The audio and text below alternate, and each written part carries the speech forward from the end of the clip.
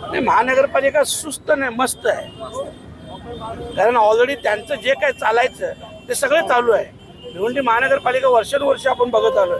कमी आज नाही बघत, वर्षानुवर्ष बघत आलेलं आहे. कारण ह्या अधिकाऱ्यांना कोणी चाप लावला नाही. आणि मी सांगतो ना, याच्या पुढे जर वेळोवेळी साफसफाई झाली नाही तर तिथला ठेकेदार, तिथला उपायुक्त, तिथला आरोग्याचा अधिकारी या सगळ्यांना जबाबदार धरून त्यांच्यावर कारवाई केली जाईल.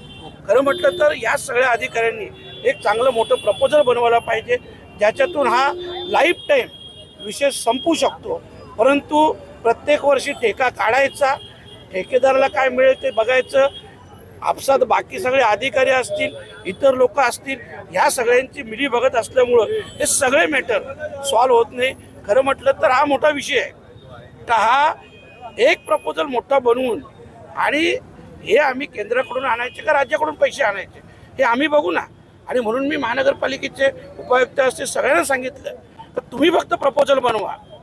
महानगरपालिकेत पैसा नसेल ना, कुठून पैसा आणायचा, कसा आणायचा ते आम्ही बघू. परंतु एक प्रपोजल बनला पाहिजे. प्रत्येक वर्षी येऊन मी इथं पाहणी करणार नाही.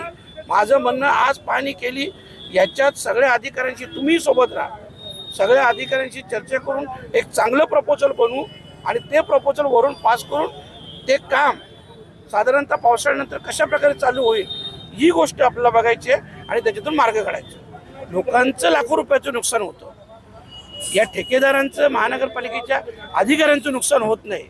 आणि म्हणून त्यांचं दुःख आता हे, जिथं आपण गटर पाहिलं, मी त्यांना तेच सांगितलं का इथं आजूबाजूला राहणारे लोक, मार्केटमध्ये येणारे लोक जरी तुमच्या परिवारातील नसले, तुमचे नातेवाईक नसले, तरी ती सुद्धा एक भिवंडीचे नागरिक आहे आणि या सगळ्यांच्या सुरक्षेची जबाबदारी आपली आहे ना.